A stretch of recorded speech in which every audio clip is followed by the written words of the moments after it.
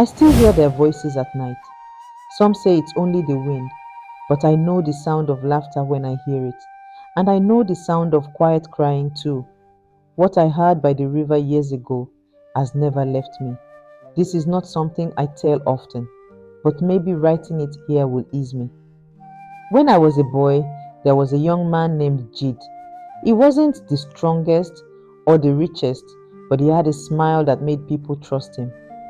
And then there was Amara.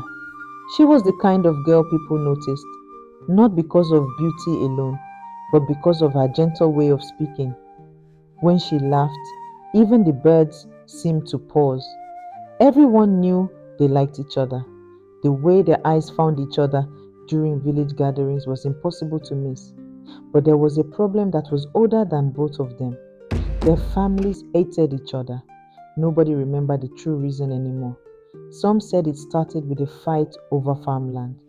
Others swore it was because of a bride price disagreement generations ago. Whatever it was, the families carried that bitterness like a wound that never healed. I was a boy of about 12. I used to fetch water near the path that led to the big Iroko tree. That's where I first saw them. Jade and Amara thought they were alone, but I was hiding in the tall grass, curious. They sat so close their shoulders touched.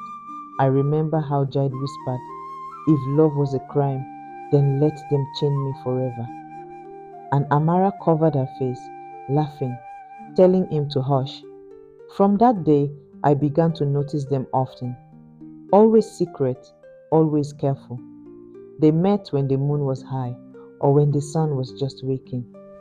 They walked by the river. They carved little symbols into the bark of trees. It was like their own world, hidden from everyone else. One night, I saw something that still sits heavy in my chest.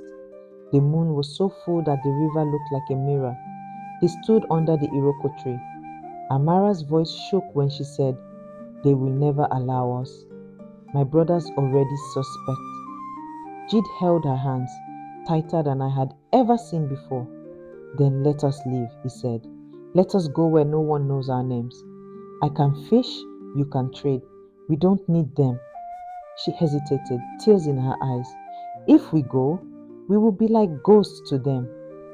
"Better a ghost with you," Jide replied, "than a living man without you."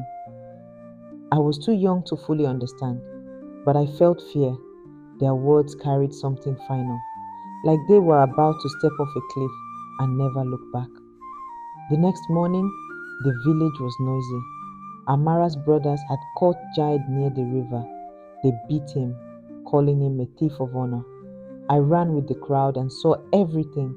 Jide was on the ground, blood at his mouth, but his eyes were still fixed on Amara. She broke free from her brothers and threw herself over him, screaming for them to stop. Then chaos, shoving, shouting, the struggle moving closer to the water, and then splash. Both of them fell in. People rushed. Some jumped into the river, but the current was strong, and by the time they were pulled out, their bodies lay still, together, side by side. Silence covered the crowd. Even Amara's brothers could not lift their heads. No cause, no hatred, no explanation mattered anymore. The river had taken them both. That night, and many nights after, the villagers whispered. Some said they saw two shadows walking hand in hand when the moonlight touched the water. Others swore they heard voices in the wind, soft laughter mixed with quiet crying. Now I am grown, but whenever I walk by that river, I stop. The trees move, the water flows, and sometimes the wind carries a sound I cannot mistake. It is them, Jide and Amara, still together. That is why I never call it just the wind. Please like and subscribe to my channel.